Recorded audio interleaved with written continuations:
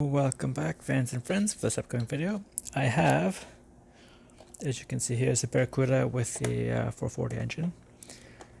And so I think this is the Barrett Jackson release. If you perhaps don't like the tires, the 440, or the Barrett Jackson series, you can just see there. They released it at the same time as, I don't know how, oh that's weird, that you can just see there's a little bit of a play there for whatever reason. You can actually go out and grab this, which instead of Barrett Jackson, this is the GL Muscle series 28, and this is the HEMI armed version of the Cuda. And you can just see there, it says HEMI on it. I am hoping it is the one with the hood fixed on the engine, and the hood pops open, leaving the working air scoop in place. Unfortunately, it was a lot of effort to get that one open, so I pretty much thinking this is going to be the same amount of air filled. I don't want to damage it when I'm going to do it, but we'll see how it goes. Anyway, limited edition. And here we have, actually for the first time, you have the French version of Adult Collectible. And you have there contains one diecast vehicle, 1/64 scale, the French version of that, and obviously 1970 HEMI Cuda. They're both 1970s. In case you're wondering, so the main difference will be this one has the HEMI and that one has the 440. They do that a lot with Dart Chargers as well. And so we're back to the normal Greenlight list of things to get in the series. I've done this. Obviously I'm doing this right now. This one's coming up because I never pass on a Eliminator, even though I'm not really thrilled about the color. This I didn't get for whatever reason, and this one I've already covered. And this one I thought it was really well done, but I don't need to do it again. And then if you want, you can collect the whole series. It's up to you. And here we have the 80th day of this year, 14562 WS instead of WB. And once again, Adult Collectible Series 28. And we have here Ford, Chrysler, GM. Apparently Dodge is not a part of Chrysler. BF Goodrich, and not suitable for children under 3. So I do see that they don't put the 14 plus anymore. That's interesting. Because usually they, for whatever reason, Mattel, I guess, set the standard that 3-year-old can literally use their stuff. But for whatever reason, these, because I guess they put the adult collectible, they don't want to say 14 plus, but telling 13-year-olds not to buy them, I don't know. And everything looks to be okay. You can just see there a bit of a gap on that rear plate. I will look on that one and see if it's there too. You can just see right there, even before I open it. And everything else, I mean, appears to be in place. Yeah, you can see it's not quite as bad here. But let's get it out and then complain about it after. It's the best way to do it.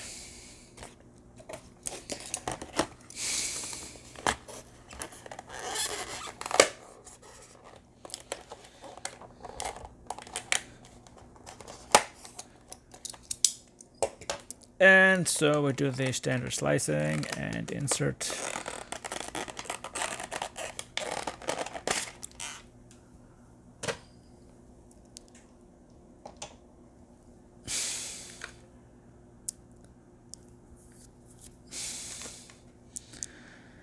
All we have on the side here is the door handle painted and HEMI.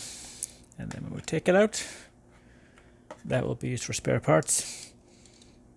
Nice and easy to see into the cabin, even though the cabin is very dark. It is not too badly smudged up. You can just see my finger on the other side there. Placemat on the other side there. Working hood saying HEMI Cuda to let you know it's different from the one with the 440. I do see a bigger gap here, so even if it is a defect, I will be thankful if it is remarkably easier to pop the hood, because the other one, the pink one in the background, I am afraid to shut the hood because, yeah, it is super easy, so that's great. A little bit of a teaser there. I enjoy the front of these cars. So of course the lights are painted the same as the inside and top of the grille. I think the pink one's done better than that. The mouth also looks much wider, but that might be an engine thing where it requires it. Also, you can see a few minor differences in the front of the grille.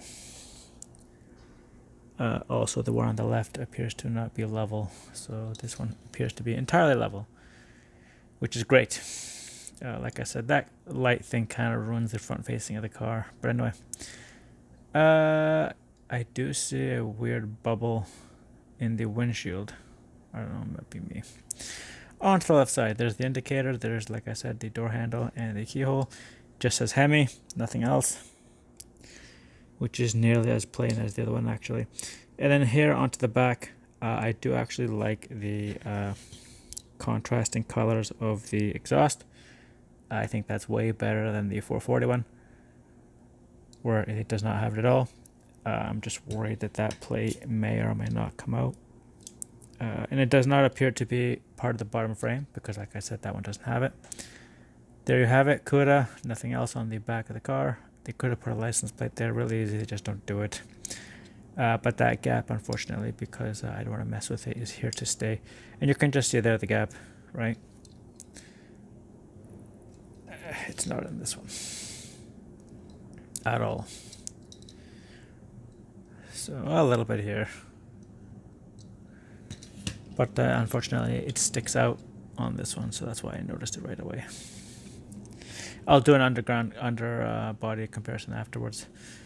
Anything else of note? No windshield wipers or anything else on the front of the car, so kind of that. In terms of that, sort of a letdown. Onto the undercarriage, we have 1970 HEMI Cuda, which is unfortunate because there it just says Plymouth Cuda and that's it. No 440 or anything else. And interestingly, this is actually a year earlier. So if we look carefully, are we looking for those, you know, those two? They have two scenes and they ask you to find 5 different things. We can clearly see here where the 440 is actually a different undercarriage body than the HEMI. So this is 2007 casting, this is 2006, and they are not entirely different, but they are just different enough. You can just see there the exhaust that lead to the the mufflers that lead to the exhaust are different. This one's actually, in fact, I didn't see it before, coming out of the side. So therefore this part is different. The transfer case though, the differential appears to be almost exactly the same. So the front of the car is about 90% the same, and then the rear of the car is not. So there you have it, fans and friends. It is actually, in fact, a slightly different body. GL018 and then GL164. And then there you have the limited edition number 2690. And so there we have it. We have, in fact, 2 slightly different body models. The HEMI here is different than that one over there. The Dodge Chargers, I don't remember there being a difference, but apparently for these cars, there is, in fact, a difference. Anyway, this one, I'm not going to shut the hood because it is a nightmare to open. If you like this hood better, get this one then, or maybe wait and they'll release another one. In fact, because I got a sneak peek that the you can just see there the gap I was talking about actually allows you, hopefully I can do it again because that would not be happy for me. There, see how easy it is to open? And you have there, this is what I like. We saw it before in the M2 Mustang from before, and then the John Wick 429 Boss Mustang does this as well. I think it makes it look way better. First of all, you get the light coming through into the engine, and you have everything else there, and you can just see it is in fact an entirely different, obviously it's a different engine, but it is not the usual HEMI engine we've seen from M2. The HEMIs actually look a lot like that one. But there you have it, fans and friends, trying to keep this. So they did some things great with this car.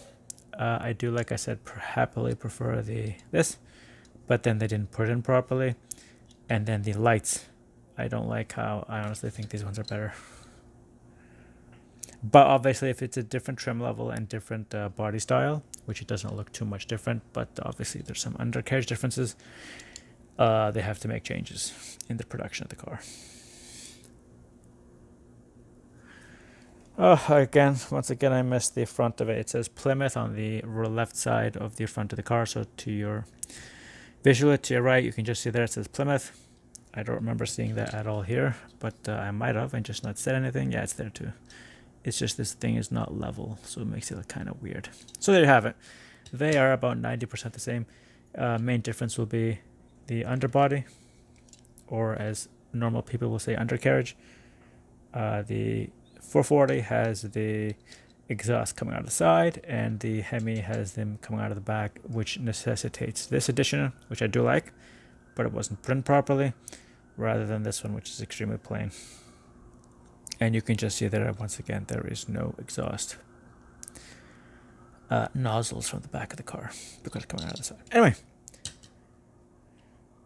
just gonna give it a little road test. It is a little bit wobbly, which is unfortunate, but otherwise I do like the model. So like I said, if you did not like anything about this one, has some great things to it, you can go out and get this one, which is I want to say it doesn't have also this, I want to call it the slot back. It doesn't have that. It might have looked way better, but and the spoiler, the HEMI ironically does not have the spoiler on it. Anyway, I'm finally done. It's Thomas from Toronto. Thanks for watching, and till the next one.